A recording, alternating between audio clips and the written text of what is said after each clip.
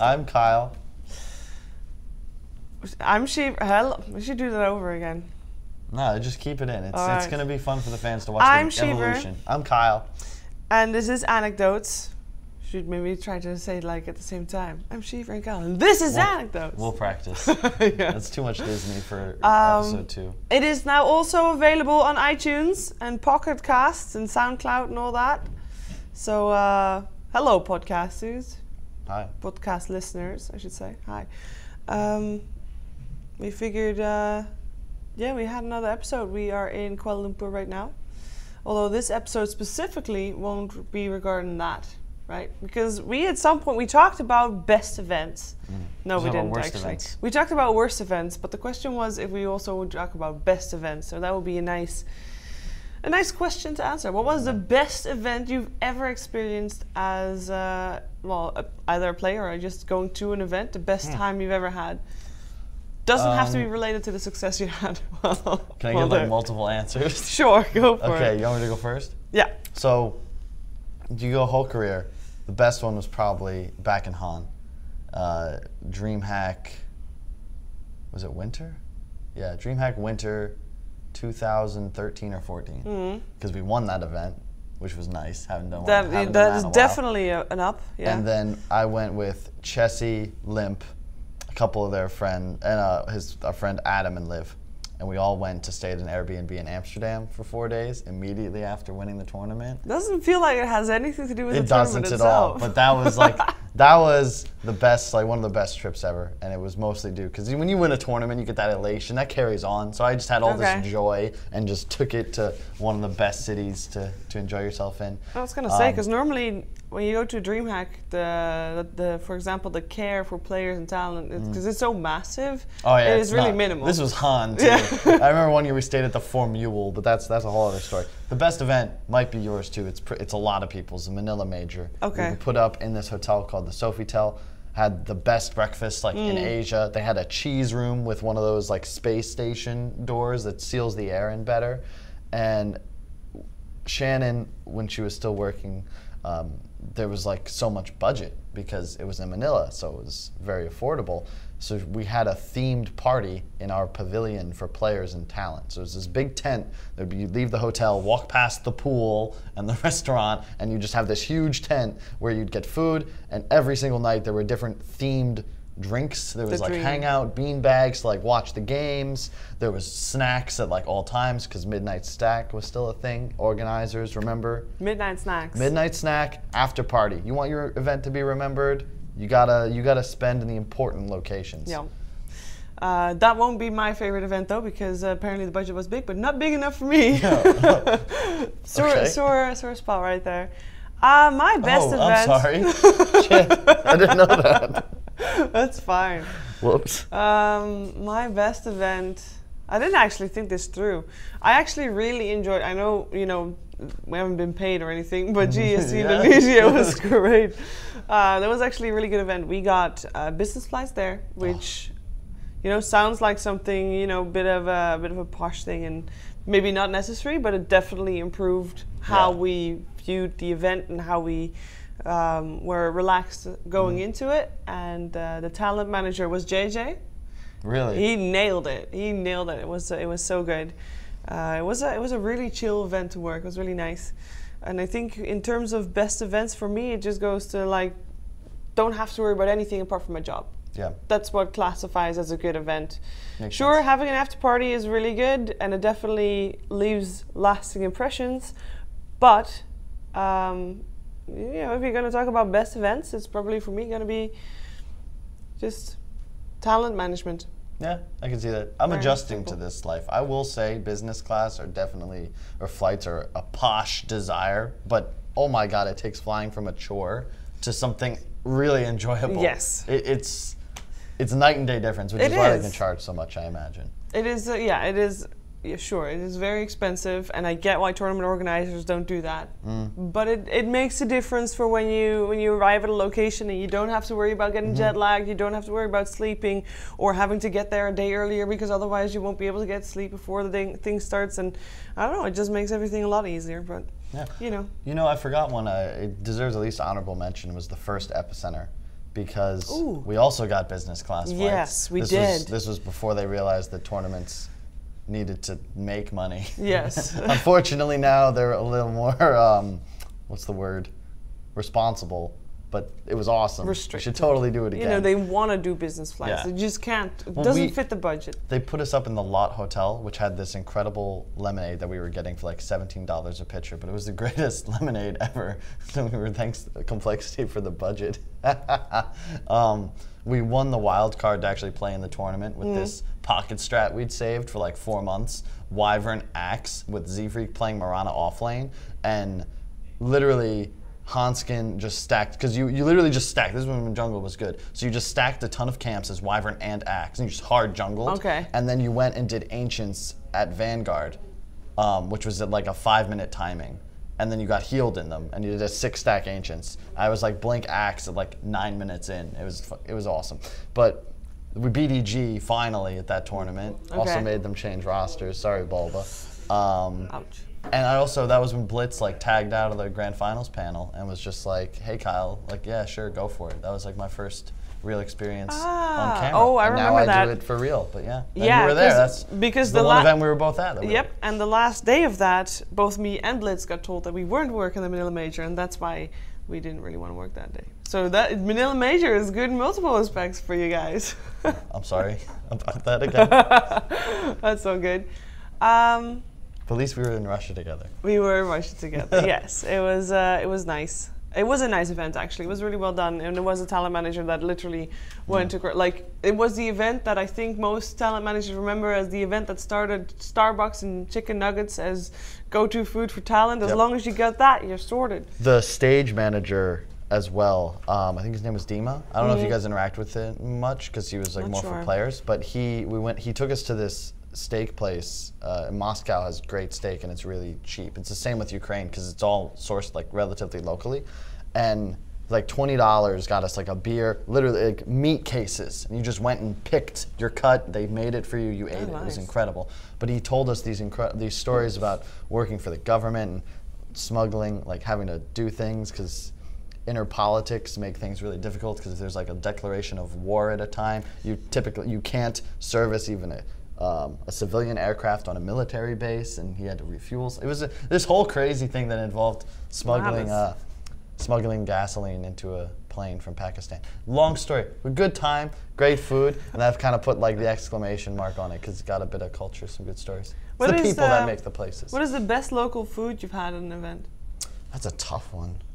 Because I think I remember. I think it was. I think this year or maybe last year, probably last year actually. I was in China event, and Jofi was there, and she took us out for hot pot. And it was so good. It was probably the best hot pot I've ever had, and it was such good food too. Like normally, you know, hot pot, sure, it's just, you know, you're gonna eat really hot food in terms of just the temperature alone, but it was just good quality as well. I really like that.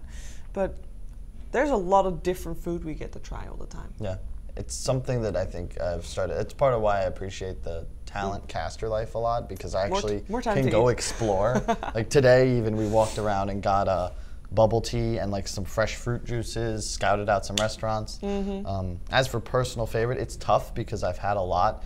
Like we went on this food tour. We were in Shanghai a couple years back. Yeah. Eating next to people, heard them talking about StarCraft, got in this conversation about esports. One of them turned out to be, his job was to give food tours to expats in Shanghai. Yeah. So he invited, he was like, yeah, I'm off. And we went out the next night with him and like the friends he was with, and then just Team Complexity and Josh. And Josh had a girlfriend that was there. And it wasn't necessarily like there was some great food. You know, what is it called? The lemon. There's some seed thing you eat and it like numbs your mouth. Why would you ever want to do that? Because then you eat really spicy stuff and you taste more of the flavor and not as much of the, my mouth is on fire. It's a really weird sensation. Doesn't it still burn your taste buds off? No. I don't know, I think it's like not lemon pepper, but it's something, I don't know what it is. You chew them up and it's slightly numbing, but it makes, you don't notice the burn. It's not like super duper spicy. It's just spicy. Okay, you don't notice the burn, but it's still there. So, for example, like afterwards, don't you still have your taste buds that will taste less things than normal because they're all like over triggered? I don't think so. It didn't work for me. I mean, I still taste great food. It might have been in the moment. Oh, that was what was so good. So I'm a huge fan of Anthony Bourdain, and don't know who that is. Well, he's dead, unfortunately, but he did a couple shows about traveling, and a big part of his message was to, you know, make your own story, like find your own adventures. Yeah. And we went to a place that he had gone to, just like it was part of the tour they brought us on, for face slap dumplings, which are, it's just this like mom and pop shop that is now expanded that just makes the best dumplings. That's nice. In China, the saying, of course, is that they're so good, you'll need to slap your face because they're that good. Face slap dumplings. Look, I don't know. And then you need to slap your face to wake yourself up because it's not a dream type of slap? Yeah, something like that. Okay. Yeah. And we had some of those, and they were absolutely incredible, highly recommended, and they're like super cheap. Like they raised the cost, but it's still, you know, it's a meal worthy of Michelin star. I must say, food overall in Asia is very cheap. Yes. So, yeah. That's and we're going to the same restaurant. Adam took me a couple months back to this outdoor local food place, restaurant. And we're gonna eat stingray, and it's so good. AnecDotes should be renamed to something food related. Yes. We should have a specific food section. That would be, I mean, it'd be definitely more enjoyable content. That'd be great. Just bring the camera and we just eat food. I could do that pretty often. Yeah, but you know, for a podcast, I don't know, you guys. Do you really want to listen to us munching on stuff? I'm not sure. Probably not. We ask, I mean, they'll tell us, won't they? They probably will. Don't want. Yeah, by the way, thank you for telling us that you liked our podcast. That's awesome. Yeah. Yeah. Next thing to talk about, we should stick a little bit we're more close to Dota probably rather than food. Let's do a life as like you've been talent for a little while now. What's it like? For people that don't know anything about life as talent, how would you say it's going? It's going pretty good. It's funny, I just, Pilot Die is working here as a caster, and I hung out with him and Pinda the other day, or last night, and we had a conversation about this because it's very different. You don't need to worry about things. Your schedule is set, you show up, you talk about Dota, whereas as a player, you're worried about, like, is my sleep schedule proper? Like, when are we playing? Because you might play, there's teams playing tomorrow, and there's teams playing 3 days after. So the entire meta might change in those 3 days. Some people really prefer to play right away, some prefer at the end. You can't really go out as much, your teammates are more reliant on you. It's a lot harder to go out and explore. And in a lot of ways, it's just more stress, it's more pressure. And that's part of why I guess I'm enjoying this so much, because instead of having to worry about your teammates and how they're doing mentally, are they ready, can they play this hero, worrying about drafts, what are my groups, yada yada, like, it's just, so when do I work again? Cool, where are we going to eat after? Like, that's it, that's all it takes. I think obviously I have a little bit of a different job, because I still have to worry about loads of stuff. Like what? Like, which teams am I gonna be talking about? What have those teams been doing? Which teams have played earlier than that? And by the way, the teams that I am hosting are also the teams that played earlier, so I gotta make sure that I watch all the games for that also and check out what they played and how they played and how the conversation goes and what topics I can link to each other and what kind of little bit of tidbits of information that are nice to know for people at home. Could we work together? I have a lot of that just like stored. Like tomorrow I open casting Team Secret versus J-Storm. Yeah. Okay. I've known Puppy for like 3-4 years. We hung out with them in Singapore, hung out with them in Hamburg. Yeah. Then you have J-Storm, which is like Moo, who I played with for 2 years. March is captaining. We just talked with him yesterday, and like I've played against four. Point is, I know the history and the players, so it's like it's stuck in your head. It's easy. Also, all I have to do is talk about Dota. You've got to make conversation and have like a little friends get together. You're effectively hosting a barbecue with a camera on yourself at all times. Cast life is just so. Yeah, I mean they gotta kill Roche. They gotta push those lanes.